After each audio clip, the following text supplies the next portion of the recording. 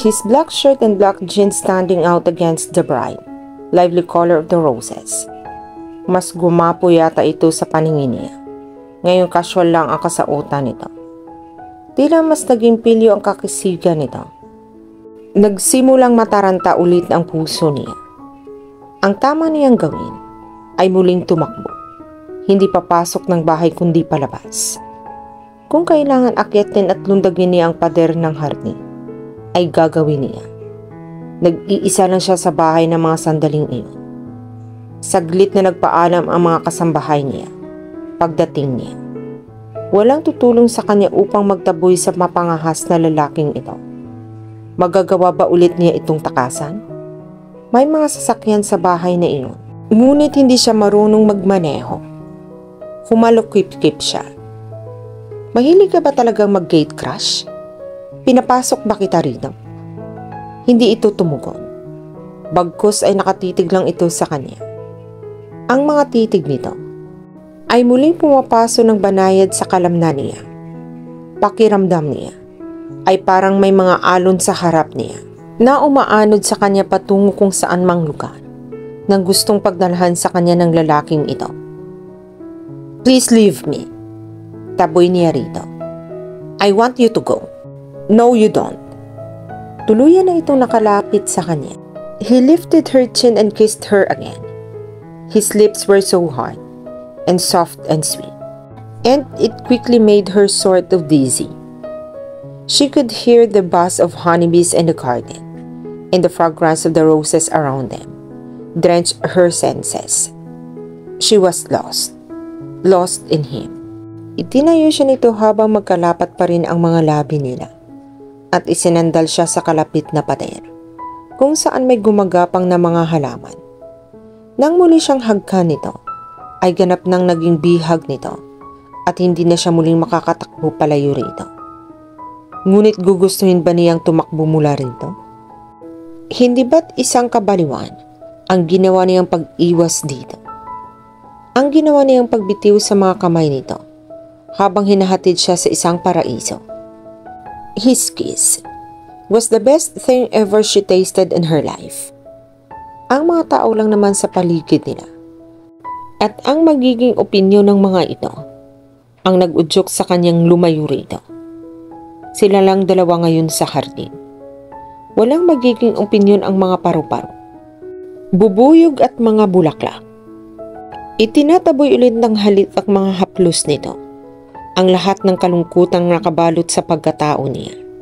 Inuudyokan siya ulit nitong limutin ang lahat, at ang ilagay lang sa isipan niya ay ang paraiso muli nilang tutunguhin.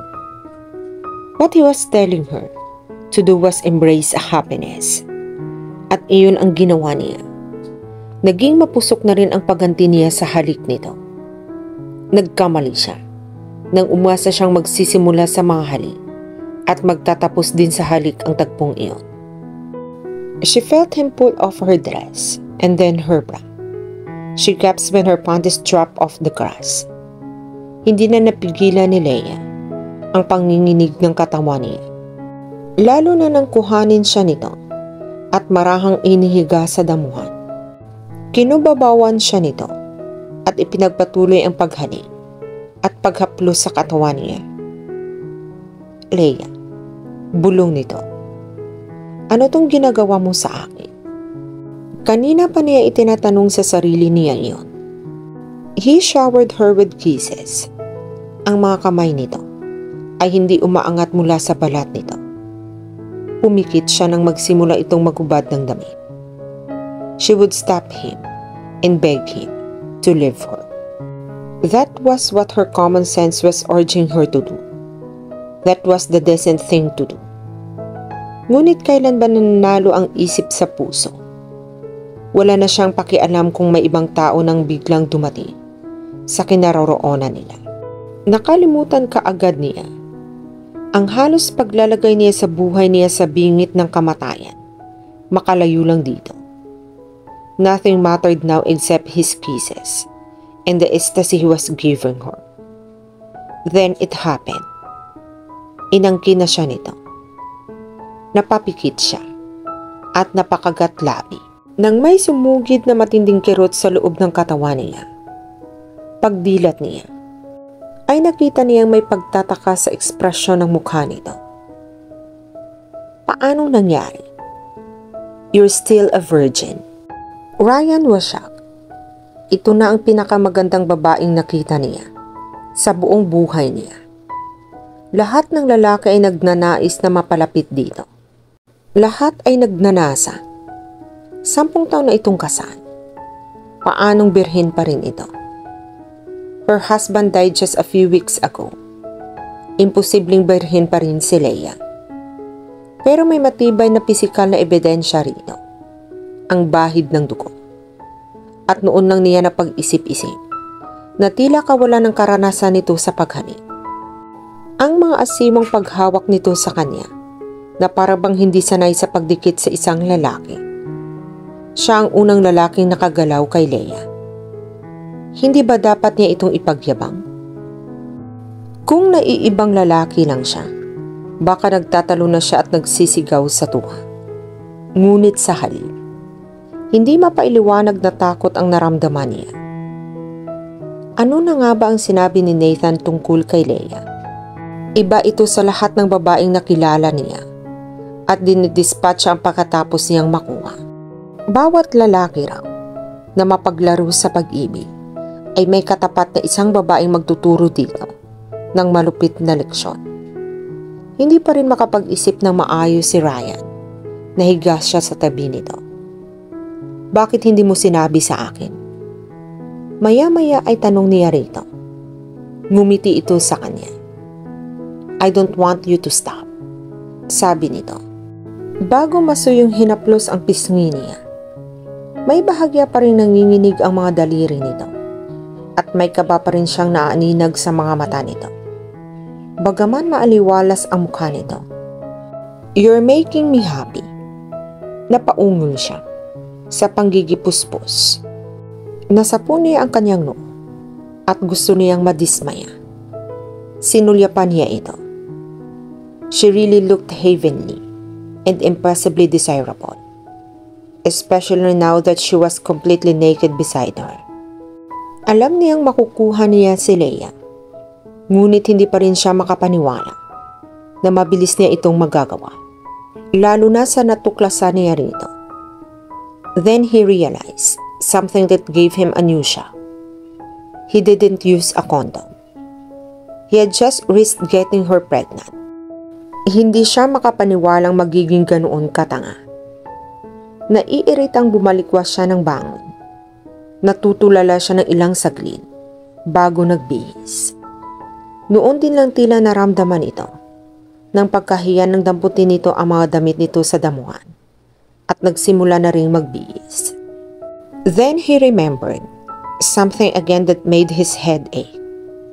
Hindi niya nababanggit kay Leia ang talagang pakay niya rito. Ang dahilan kung bakit pilit niya itong hinahabol. Yung lupa, mahinang sabi niya. Napatingin ito sa kanya. Maaliwalas pa rin ang mukha nito. Hindi ba ito nagsisisi sa mga nangyari? Nakakatawa na siya pa ang problemado sa kanilang dalawa. May sinabi ka? Tanong nito sa kanya. Tama ba na ungkatin niya ito ngayon? Bakit birhen ka pa? May asawa ka at 10 taon na kayong kasal. Nirespeto ako ni Giovanni. Sagot nito. Minahal niya ako. Ngunit bilang isang matalik na kaibigan, napamaang siya. Kung wala siyang balak na galawin ka, bakit kaniya pinakasalan? Tanong niya rito. Yun ang paraan niya ng pagpapakita ng kabutihan sa akin. Sagot nito. Iyon daw ay upang magkaroon ito ng karapatan sa kayamanan ng matandang negosyante. Ayon sa kwento nito, matalik na magkaibigan ang ama nito at si Giovanni. Sa minsan pagdalaw ni Giovanni sa ama ni Leia, ay nabatid nito ang mga kaapihan at paghihirap na dinaranas ng pamilya ni Leia. Inapi ng isang makapangyarihang kumpanya ang ama ni Leia. Nilansi umano nito at inagaw ang maliit na kumpanya nito ng isang shipping company. Nalaman din ni Giovanni ang malubhang karamdaman ng nakakabatang kapatid ni Leia na si Olivia. Pati na ang pagiging sakitin din ng ina nito at ang kawalan ng kabuhayan ng mga ito. Giovanni tried to save us by marrying me. Sagot ni Leia, with a hint of sadness on her beautiful face. But it was too late. Magkasunod na namatay ang aking kapatid at ang aking ina. Pagkatapos ng kalungkutan, ay may bumadhang matinding pagkamuhi sa mukha nito. Ryan Navarre, sabi nito, na ikinagulat niya. Hindi ko makakalimutan ang pangalan ng lalaking iyon na naging dahilan ng depresyon at kamatayan ng aking ama. Kung hindi pinairal ng lalaking iyon ang kasakiman niya, baka naisalba pa ng aking ama ang kumpanya niya. Hindi kami siguro mababaon sa utang. Naipagpatuloy sana namin ang pagpapagamot kay Olivia. Hanggang sa huling oras daw ng ama ni Leia ay ang pangalan niya at ang pagkapuot sa kanya ang ibinabanggit nito. Ano nga ang apelyido ni Leia? Tanong ni Ryan sa sarili. Alarcon. The Olivia Alarcon Foundation. Ang pangalan ng organisasyon na nagtataguyod sa proyekto ng kapatid nito. Ano nga pala ang pangalan ng ama mo? Tanong niya kay Leia. Bakit? Gusto ko lang malaman. Alfredo Alarcon. Napalunok si Ryan. At ang pangalan ng kumpanya niya, A&A Shipping Company. Tama ang kutob niya. 10 taon na ang nakakaraan. Naengkwentro niya ang ama ni Leia. His company forcibly took over his father's shipping company. Pinilit itong pigilan ni Alfredo Alarcon, ngunit wala itong nagawa. Sa pagmamaniobra ng higanting kumpanyang pinapatakbo niya, pagkatapos niyon ay nabalitaan na lang niya na namatay na si Alfredo Alarcon. Ang matinding sama ng loob dahil sa pagkawala ng kumpanya nito, ang dahilan ng wala sa oras ng kamatayan nito. Ang pagkamatay nito ay agad na sinundan ng anak nito at ng asawa nito. Leia's mother had died from an overdose of sleeping pills, but he didn't know if it was deliberate or accidental. Naiwang nag-iisa ang isa pang anak na babae ni Alfredo. Isang dalagang nagngangalang Amelia. She gave her virginity to him without asking for his name. Paano nangyari iyon? Hindi masama o maraming klaseng babae si Leia. Ano ang pumasok sa isip nito? Kung gusto niyang matupad ang mga pangarap niyang proyekto, kailangan niyang kumilos ngayon bago pa siya makilala nito. Sa sandaling makilala nito kung sino siya, hinding-hindi nito ipagbibili ang lupa sa kanya. Mas na naisin nito na ilibing siya ng buhay sa lupang gusto niyang bilhin dito. Saglit na iniwan niya ito para kunin ang briefcase niya sa kanyang kotse. Ano yan? Tanong nito sa kanya. Nang makabalik na siya, nakaupo na ito sa concrete bench.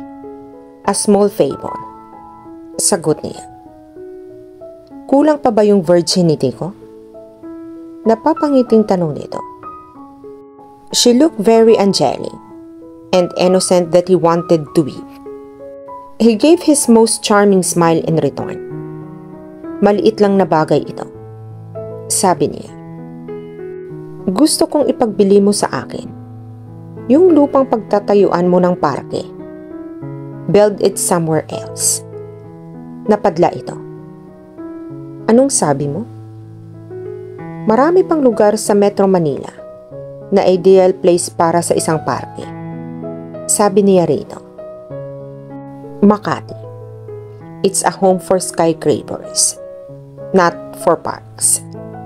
Let me build my buildings there. Mga negosyante ang nasa Makati. Hindi mga batang paslit. May nakarehistrong galit sa mukha nito nang titigan ulit niya ito. Yan ang dahilan kaya pilit mo akong hinahabol. Kaya narito ka ngayon. Isa ito sa mga dahilan. Gusto niyang mga tuwiran na para bang magpapagaan iyon sa kasalanan niya rito. Yan lang ang dahilan? Mariin sabi nito.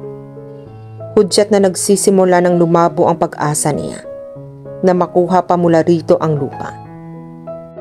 Ang lupa ang dahilan, kaya nagpunta ako sa party mo. Pero hindi yan ang pangunahing dahilan kung bakit sumunod ako rito. Pagsisinungaling niya. At dito na po nagtatapos ang part 5 ng ating kwento. Sabay-sabay po nating abangan ang susunod na kabanata. Be good, be safe, and God bless po everyone.